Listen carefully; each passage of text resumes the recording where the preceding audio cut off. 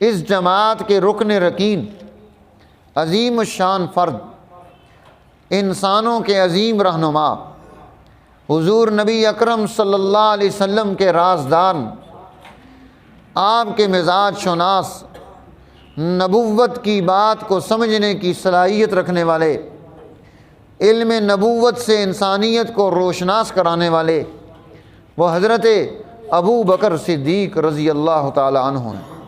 حضرت ابو بکر صدیق رضی اللہ تعالی عنہ، آپ کی یہ خوبی وہ صفت رحمت ہے، یہ خوبی اللہ کی بھی ہے، اسی لیے بسم اللہ میں اس کی صفت رحمت کا تذکرہ کیا گیا ہے۔ بسم اللہ الرحمن الرحیم، وہ الرحمن بھی ہے اور الرحیم بھی ہے۔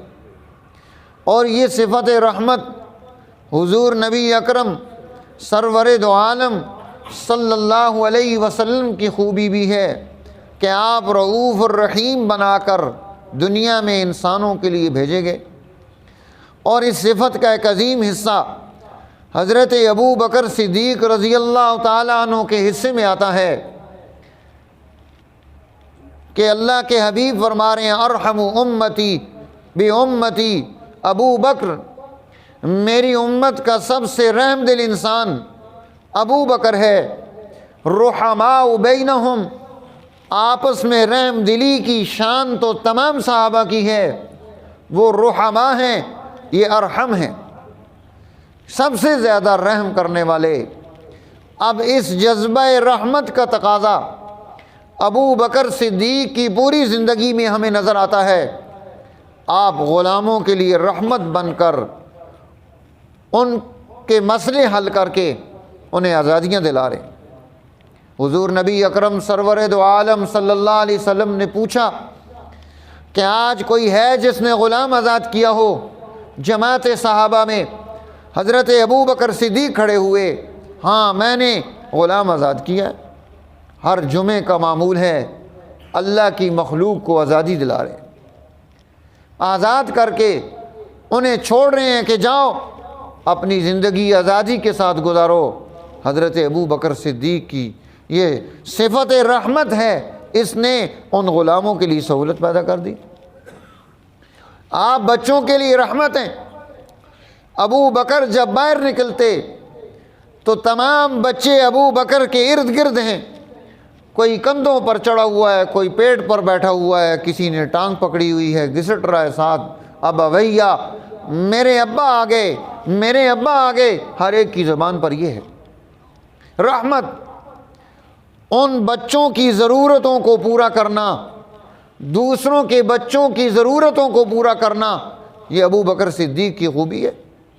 ہر انسان اپنے بچے کی، اپنے خاندان کی ضرورتیں پوری کر رہا ہے، ابو بکر پوری سوسائٹی کے بچوں کی ضرورتوں کو پورا کرنے کا اہتمام کرتے ہیں، رحمت بن گئے۔ آپ عورتوں کے لیے رحمت ہیں کہ صبح ہوتی ہے ابو بکر صدیق اپنے گھر سے باہر نکلتے ہیں اور ہر اس بیوہ کا دروازہ کھٹکھٹاتے ہیں جس کا شوہر فوت ہو گیا ہے، اس کے گھر میں کوئی مرد نہیں ہے۔ ابو بکر دروازہ کھٹکھٹا کے اس سے پوچھتے ہیں کہ آج کے دن میں تجھے کوئی سودا سلف تو نہیں چاہیے بازار سے؟ وہ اس کا تھیلا لے کر، اس کی چٹ لے کر، اس کے پیسے لے کر ابو بکر وہ چل رہے ہیں بازار کی طرف، اور وہاں سے سودا سلف خرید کر ان بیوہ خواتین کے گھروں میں ہر ایک کی ضرورت کو پہنچا رہے ہیں۔ ابو بکر رحمت ہیں ان فوجیوں کی خواتین کے لیے جو میدان جنگ میں دشمن کے سامنے سرحدوں کی حفاظت میں مصروف ہیں، ان کے گھروں میں ان کی ضرورتوں کو پورا کرنے کے لیے انہیں بازار تک نہ جانا پڑے، ان کے گھر کی دہلیز پر ابو بکر ان کے سامان ان کو لا کر پہنچا رہے ہیں۔ یہ صفت رحمت ہے۔ ارحم امتی بامتی ابو بکر، ابو بکر کے دسترخوان پر ہر دن میں، ہر رات میں، ہر صبح میں، ہر شام میں بہت سارے لوگ آ کر کھانا کھا رہے ہیں، ان کا پیٹ پالا جا رہا ہے، ان کی ضرورتیں پوری کی جا رہی ہیں۔ یہ کیا ہے؟ یہ صفت رحمت ہے۔ ارحم امتی بامتی ابو بکر۔ آپ اپنی سوسائٹی کے کمزور ترین طبقے مزدور کو سامنے رکھتے ہوئے اپنا مشاہرہ متعین کر رہے ہیں کہ میری سوسائٹی کے مزدور کی جو تنخواہ ہے وہ میری ہونی چاہیے۔ اگر ان امراء کو اپنی تنخواہ بڑھانے کی ضرورت پیش آئے تو مزدور کی تنخواہ بڑھا دے۔ ابو بکر رحمت کے جذبے کے ساتھ یہ کام کر رہے ہیں۔ حضرت ابو بکر نے اعلان فرمایا پہلے خطبے میں، سن لو تم میں سے جو کمزور ہے میں اس کے ساتھ ہوں، اس کا حق اس ظالم سے دلواؤں گا، اس کی گردن پر پاؤں رکھ کر اسے لوں گا۔ ابو بکر سوسائٹی کے کمزور طبقے کے لیے رحمت ہے، ان کے مسئلے حل ہو رہے ہیں، ان کی ضرورتیں پوری ہو رہی ہیں۔ یہ حضرت ابو بکر صدیق ہے۔ حضرت عمر بن الخطاب رضی اللہ تعالیٰ عنہ نے جب خلافت کا نظم و انتظام سنبھالا، آپ نے صحابہ سے پوچھا کوئی ایسا کام جو ابو بکر کرتے ہوں میں نے ابھی تک نہ کیا ہو، وہ اس کی رہنمائی دو۔ انہوں نے کہا کہ ہاں، ابو بکر یہ کسی وقت میں رات دن میں اس جنگل کی طرف جایا کرتے تھے، وہاں کوئی نابینا بوڑھا تھا، اس کی ضرورت کو پورا کرنے کے لیے حضرت عمر نے مدینہ سے پانی لیا، کھانے کا سامان لیا، اس جنگل کی طرف چل پڑے، اس کی جھونپڑی میں پہنچے، دبے قدموں اندر پاؤں رکھا، اس کی صفائی ستھرائی کی، وہاں پانی گھڑے میں نیا ڈالا، پرانا پانی تازہ کیا، اس کے سامنے کھانا رکھا، اس کے منہ میں کھانا ڈالا، اس کی چیخ نکل گئی۔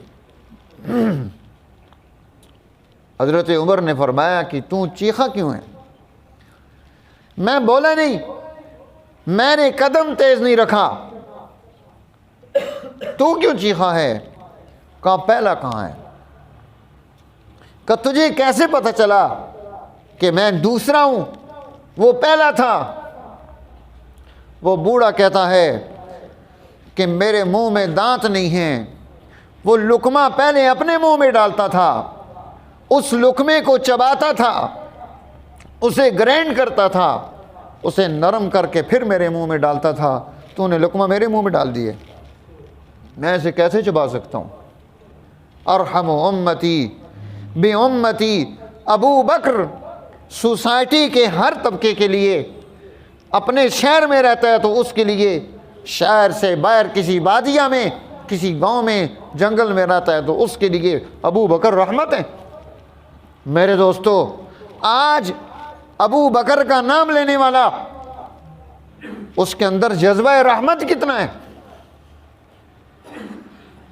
کیا ہماری عدالتوں میں باہر سے آئے ہوئے لوگ یہاں پر کیس لڑ رہے ہیں، یا ابو بکر پر ایمان رکھنے والا وہ یہاں کیس میں کھڑا ہے بھائی بھائی کے مقابلے میں؟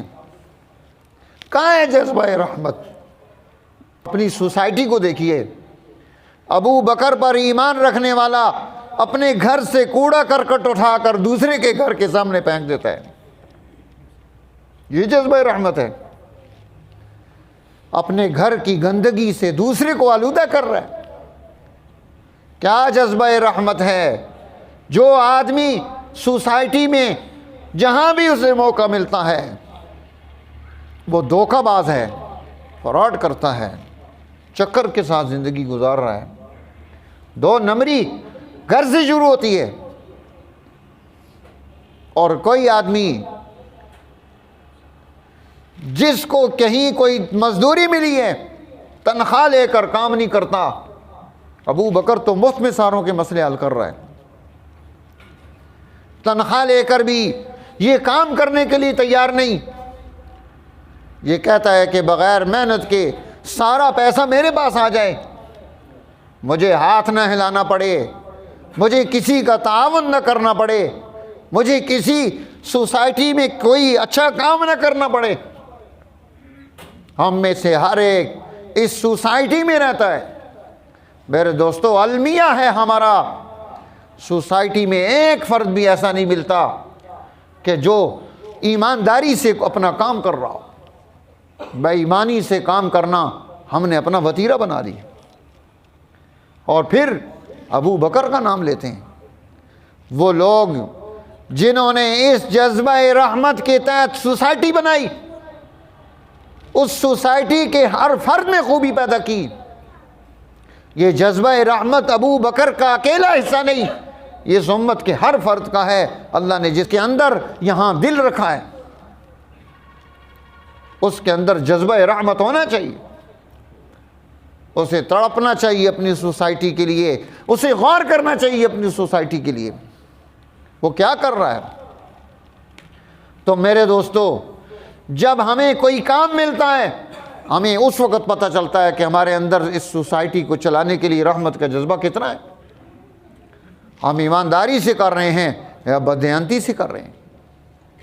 تو یہ غور و خوض ہمیں اس طرف لے کر آئے گا کہ اگر ابو بکر کا نام لیتے ہو تو زندگی میں وہ اوصاف، وہ خوبیاں، وہ کمالات بھی پیدا کرو جو حضرت ابو بکر صدیق رضی اللہ تعالیٰ عنہ کے اندر موجود تھے، جنہوں نے ساری زندگی کبھی جھوٹ نہیں بولا، سچ کے ساتھ زندگی گزار رہے ہیں، مشکل ترین مرحلے میں بھی درست بات بیان کرتے ہیں۔ ابو بکر صدیق حضور نبی اکرم سرور دو عالم صلی اللہ علیہ وسلم کو لے کر آپ مکہ سے ہجرت کر کے مدینہ کی طرف رواں دواں ہیں، بڑے تاجر ہیں، تعارف ہے، لوگ ملتے ہیں۔ ایک آدمی نے پوچھا، ابو بکر یہ تیرے ساتھ کون ہے؟ تم دو آدمی ہو، یہ دوسرا کون ہے؟ تو کیا فرمایا؟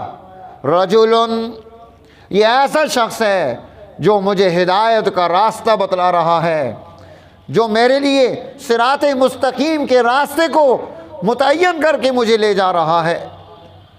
حضرت ابو بکر صدیق رضی اللہ تعالیٰ عنہ وہاں راز کو راز بھی رکھتے ہیں، یہ نہیں فرماتے کہ میرے ساتھ جناب محمد رسول اللہ صلی اللہ علیہ وسلم ہے،